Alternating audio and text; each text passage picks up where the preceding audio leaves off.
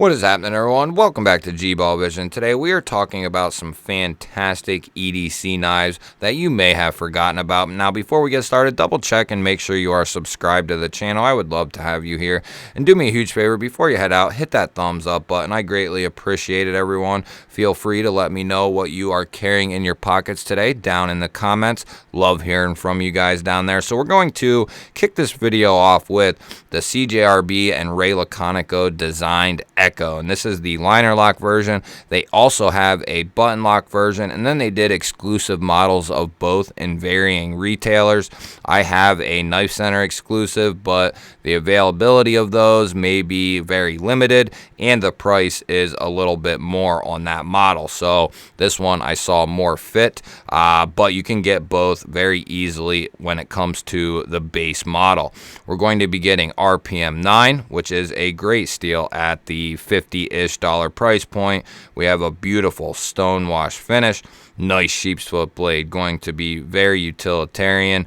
We have a cutout and front flipper for deployment. The detent is tuned masterfully on this, and then the front flipper, Ray Laconico's front flippers are some of my favorite front flippers in the entire game. We have contoured micarta handles here, brass pivot collar, open construction, 2 standoffs, and we have a lanyard post, deep carry clip, and it will be reversible. It's recessed along with the screws.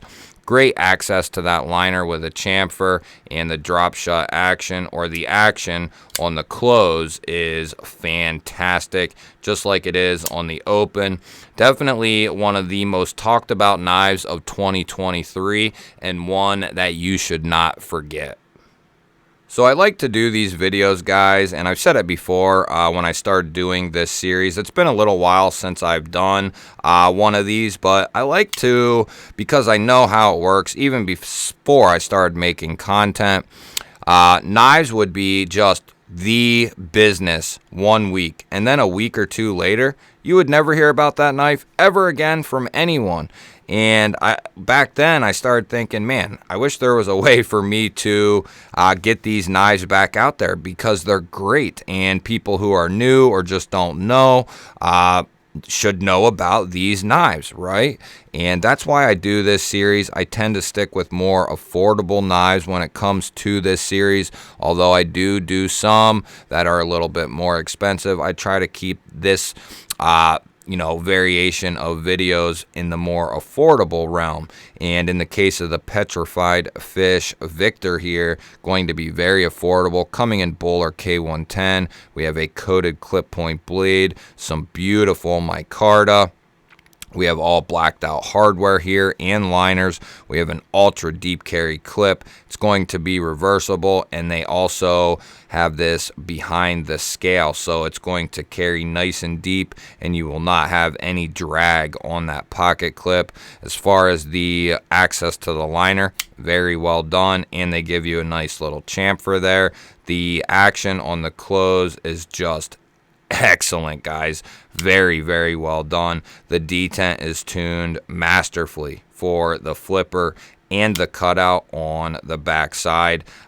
It's just an excellent knife, and this doesn't get a whole lot of love, and it's very affordable. Now, is a clip point going to be the most utilitarian base blade shape? No, but it's going to get the job done in most cases. And if you're just looking to try different blade shapes out, different companies out, you're just looking to fill a collection, this is an excellent knife, guys, at a very good price tag. And like I said, this is going to do most of the things that you need to do on a given day. And then we do have a half length micarta backspacer, also going to make the ergonomics just that much better. Definitely one to not forget about.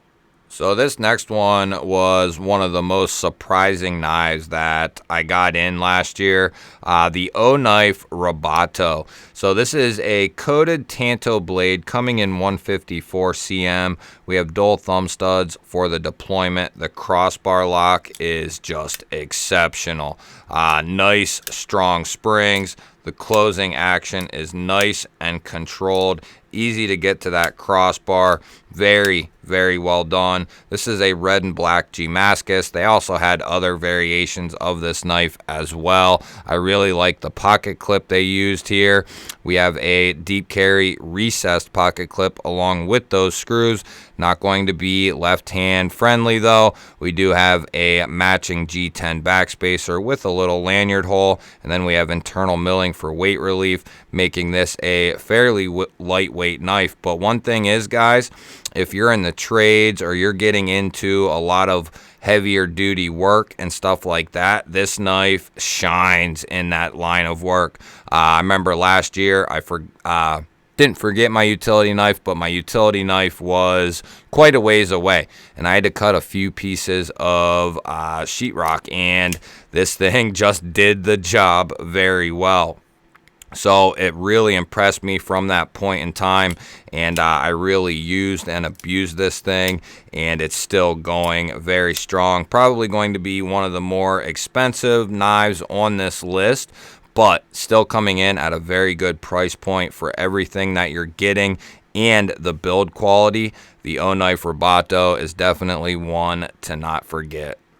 Next up, we have one of potentially the quickest button lock knives that you can get, the Civivi Cubit. Man, did this raise some eyebrows last year with its extremely thin leaf-shaped drop point style blade. And guys, this thing is razor thin. It came razor sharp out of the box.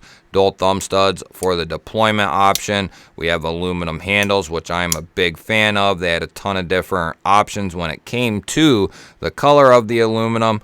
We have a nice deep carry clip that's been recessed along with the screws. We have good access to that button. There's no drag when pushing that button down. The action is very good. The springs in there makes it feel like this is almost a real detent. Very satisfying to open up the knife. Although this knife did have some misses that I was not a huge fan of. I'm not a big fan that they missed the filler tab. You know, I can give certain companies a small slight pass when it comes to that, when it's a smaller company and they don't have a ton of models out and they don't have a ton of time on the machines. You know, then I can maybe consider giving a pass. But when it comes to Civivi, I think it's inexcusable to miss the filler tab here. Now, does that affect the functionality of the knife? No, it doesn't. But it's just something that should not be missed. There should have been a black aluminum or G10 filler tab in here that matched everything else, and the knife would look complete at that point. I also could have done without this, you know, cutout here, or bottle opener as they call it, and that doesn't affect functionality either. But those two things, you know, it looks like they made it to step 9 and then they were like, okay, that's good enough. We'll forget about the last step. We'll forget about finishing the blade and the handle, and let's just put it on the market. But other than those two things, this is a dream slicer, very lightweight and easy to carry. Looks good when opened with the exception of that filler tab missing. But all in all, and all things considered, this is a great knife. And these were coming in 14C 28N. So we have a phenomenal steel. And I think they did some other variations, uncoated and coated blades. Big fan of the Cubit, even though there were some major misses on, you know, their end. Now, this is a knife that cannot and shall not be forgotten about, at least when it comes to my channel. The Miguron Centurion, guys, can often be found under $50. I remember seeing not long ago, this was in the mid-40s. So we're talking about the Miguron Centurion here. Couple different variations of this knife that you can get. In the particular case of this one, this is the murdered out version. We have a coated 14C 28N clip point style blade. We have dual thumb studs and a rear flipper tab for the deployment options. Very well tuned for the studs and the rear flipper. Detent is on the heftier side. We have contoured G10 handles here that are very well finished. I'd love to see them re-put this back out in micarta with satin on the blade. I don't think they did any of those. They were all G10 and whatever other finish they offer, but they need a satin and contoured micarta, in my opinion. But this is still a fantastic knife at an insanely good price. We have a chamfer on the liner with great access to it as well. Solid lockup, and like I said, the action on this thing is very, very nice. We have a G10 matching backspacer here, and to top everything off, like I said, around 50 bucks, guys. To top it all off, with the 14C, the contoured G10 that is very well finished, the very well tuned detent, the great closing action, the comfortable ergonomics of the knife, the great price point, and you get a titanium milled clip, which is just insane. If you're looking for the best bang for your money that you can get, this is definitely in that category, and it's going to be at the top of my list. The Migron Centurion is definitely one to not forget about. Next up, we got one of my favorites from last year. This is the Kaiser Bugai right here, and this has some of the best micarta in the game. We have a nice big old drop point style blade here, nice and tall, going to be coming in 154 cm with a beautiful stonewash. I love how they did this swedge here that goes from the start of the belly up to the tip. Gives it a very unique look. We also have this bullet cutout that goes into the fuller, and I just love that. It looks kind of like the bullet went off and it's tracing the bullet, almost, something like that. It just looks really cool in my opinion. A unique drop point style blade as well. It's very high, but still going to be very usable, and it's going to be ultra tough out there towards the tip because of this chamfer and the way it's done. Very easy to open and actuate this guy. Left reverse flick or thumb flick. Like I said, the micarta is excellent. We have a deep carry clip here that will be reversible. I like this clip. It works good. Don't look too bad. I wouldn't mind if this was just completely flush all the way down instead of having this indent, but that's just a personal preference. Still functions very well, and it looks good. We have internal milling for weight relief in there. Great access to that liner. No chamfer, and if I remember correctly, when doing the overview for this knife, that was the only spot I could have seen anything that I would have added or changed, and it doesn't even need it. It's just something that's an add-on that makes it nicer or even better. A chamfer on the liner would have made this even better than it already is. And then I prefer backspacers, but that's a personal preference. I will take the added weight instead of the standoffs. I will take the added weight of the backspacer, which is not much, but the ergonomics are way better with a backspacer, in my opinion.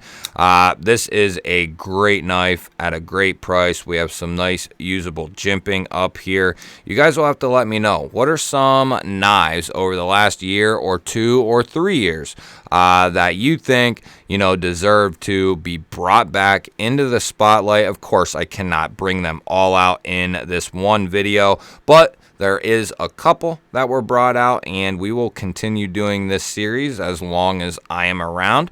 And with your guys' input, it gives me more ideas for future videos.